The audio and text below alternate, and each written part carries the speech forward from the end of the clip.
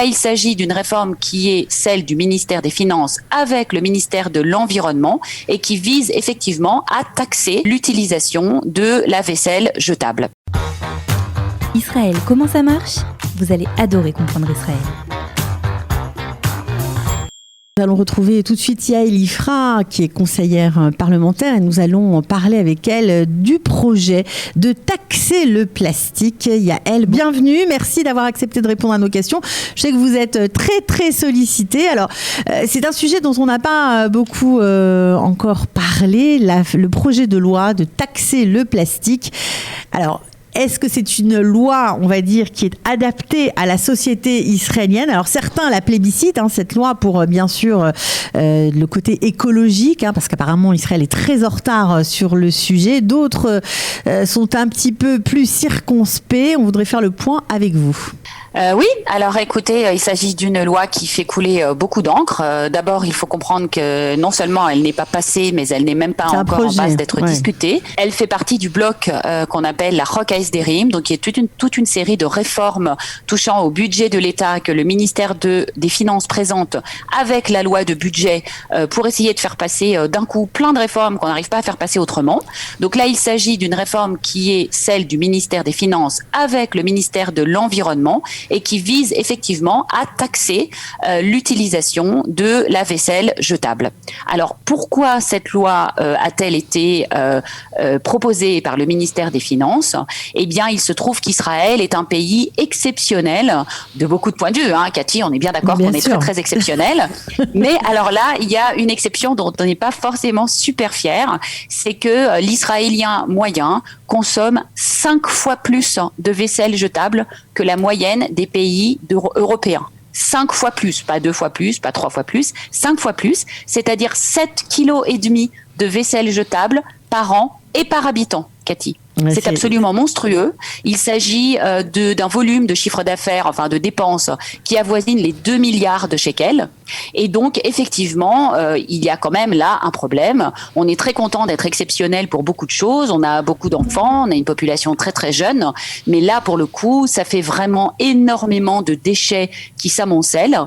Donc, je rappelle avant toute chose que la vaisselle jetable, c'est du plastique, que le plastique, c'est du pétrole, que le pétrole, ça pollue déjà au niveau de l'extraction et aussi au niveau après de la dégradation, que cette vaisselle est utilisée une fois et va directement à la poubelle, qu'on sait que des produits plastiques peuvent survivre, ne pas se dégrader pendant près de 1000 ans. Et donc là, on a quand même un dommage environnemental qui est absolument colossal. D'ailleurs, qu'on voit à l'œil nu, Cathy, quand on se promène dans les magnifiques parcs d'Israël, quand on va faire des tillouls, comme tous les Israéliens qu'on aime se balader dans le pays. Et ce sont chaque année des dizaines de reportages télé qui sont consacrés à nous montrer des amoncellements de sacs plastiques, de vaisselle jetée.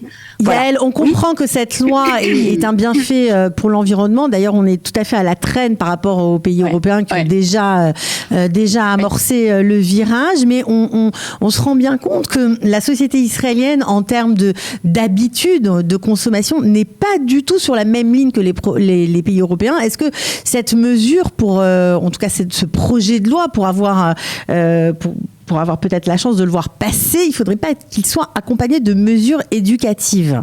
On a l'impression qu'il y a vraiment un gros problème de consommation, même de prise de conscience de la population israélienne.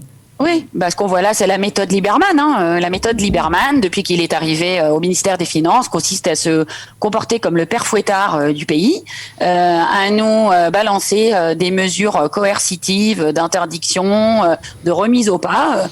Je dirais un peu façon goulag, si on peut le dire de façon un peu brutale.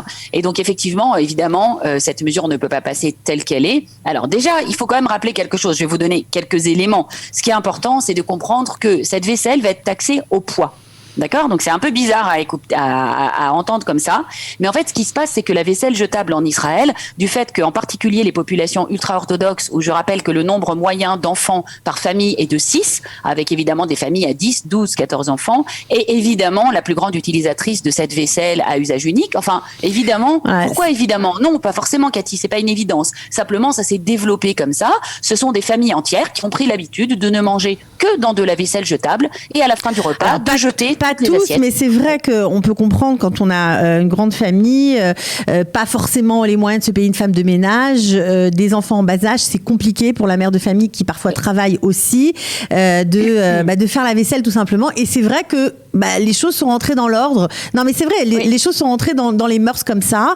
Alors, on va pas dire que c'est ce sont des gestes civiques, mais on essaie d'expliquer et de comprendre en tout cas ce qu'il se passe. Tout à fait. Et certains ont taxé cette mesure. C'est pour ça que ce projet de loi ne plaît pas à tous, en disant que, c'est on va dire encore une attaque pour les populations orthodoxes de la part de Lieberman. Donc justement, voilà. Donc laissez-moi en terminer. C'est pour ça que j'essaie de vous expliquer cette histoire. Ouais, cette histoire du poids est très importante. Pourquoi ?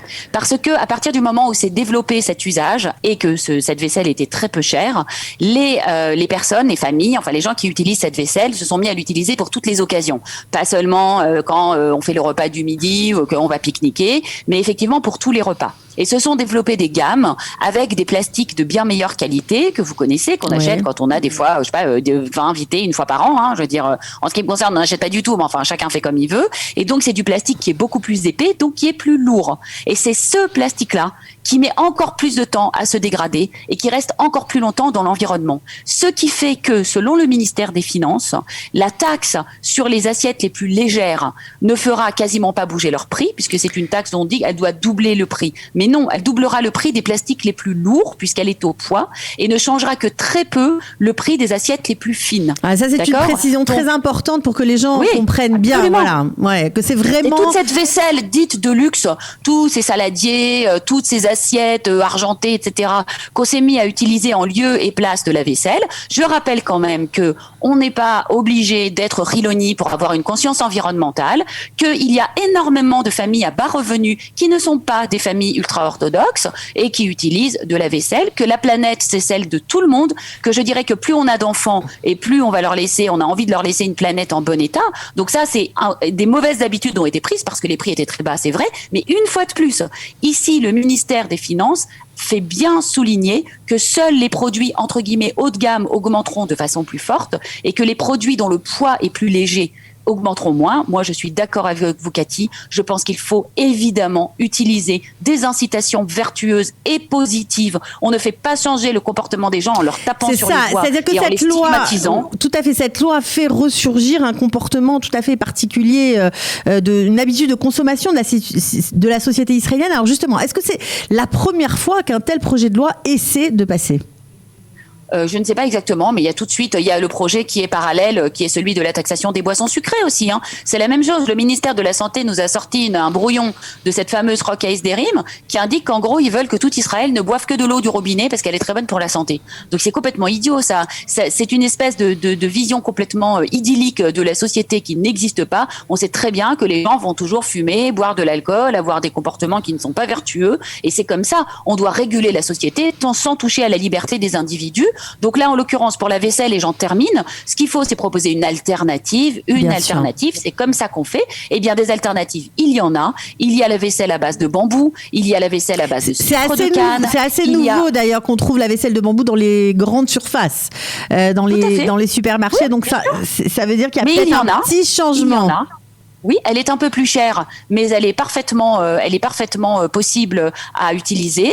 Si les ministères des Finances donnent un petit coup de pouce et justement, par exemple, subventionnent cette vaisselle de bambou tout en augmentant la taxation sur les produits plastiques non dégradables, eh bien, évidemment, ça aidera les gens à changer de comportement. Si ceux qui la fabriquent mettent au point, je ne sais pas moi, des techniques pour qu'elle soit imprimée, qu'elle soit jolie, qu'elle soit festive, qu'elle soit pas toute blanche. On a parlé aussi des feuilles de bananier qui sont utilisées dans le monde entier, Cathy.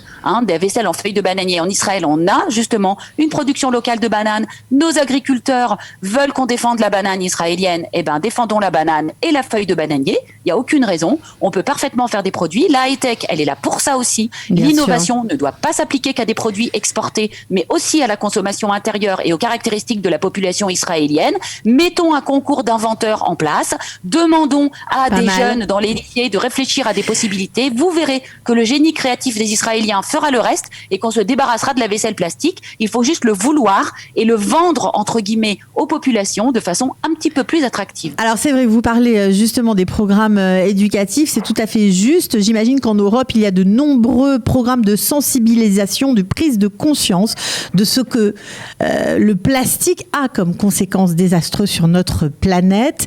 En Israël, on n'est pas encore là. Il y a des taxes dans tous les pays développés, Cathy. Il oui, y a qu'en Israël, compris on est en retard. Très longtemps que cette vaisselle est taxée dans le monde entier. C'est bien pour ça qu'elle est si peu chère en Israël. On n'a pas des magasins dédiés dans d'autres pays qu'aux États-Unis. Ça n'existe pas, et certainement pas dans un pays minuscule, avec aucune réserve naturelle, pas de pétrole, de 9 millions d'habitants. Donc évidemment qu'on a ici une exception. Il faut éduquer à l'environnement. Et on parle des populations ultra-orthodoxes, mais moi je rappelle que dans les crèches, d'accord, et dans les maternelles, également, on se sert au quotidien de vaisselle jetable en permanence, qu'on jette des monceaux d'assiettes et de verres, que les parents ne veulent pas acheter pour leurs enfants de la vaisselle à utilisation durable. Et ben moi, ma fille est partie cet été aux EI. On a acheté une assiette en aluminium de très bonne qualité dans un magasin de camping. Je l'ai payée 17 shekels. D'accord, et elle dure à tout jamais. Donc voilà, il n'y a aucune raison, on la rince après utilisation. Je parle pas d'une famille de 15 enfants, mais là je vous dis, chaque enfant peut amener aussi à la crèche son gobelet et son assiette. C'est possible et ça fait un gros impact sur l'environnement. Bon, même les familles de 15 enfants, c'est juste une façon de voir la vie un peu différemment. Faut les aider. Voilà, il faut les aider, tout à fait. Il y a possibilité de changer, mais on parle à tout le monde, évidemment. En tout cas, nous, on était ravis de parler de ce sujet avec vous, parce que c'est vrai que on ne sait pas trop si ça passera, si ce projet va être concrétisé, mais bon, on va se tenir au courant. Voilà, on vous dira dès qu'on en saura un peu plus. La loi est discutée au gouvernement aujourd'hui et les arbitrages finaux dans les 15 jours à venir. Donc on saura si elle va rester et dans quelle formule. Bon, merci pour ce sujet d'actualité, Yael Ifra. On se retrouvera une prochaine fois et j'espère que vous allez tous acheter du bambou au lieu du plastique. C'est le message de Yael, c'est un message pour notre planète, pour Israël aussi. On est à la traîne, on va essayer de se rattraper. Merci beaucoup. Merci Cathy, bonne semaine. Israël, comment ça marche ? Vous allez adorer comprendre Israël.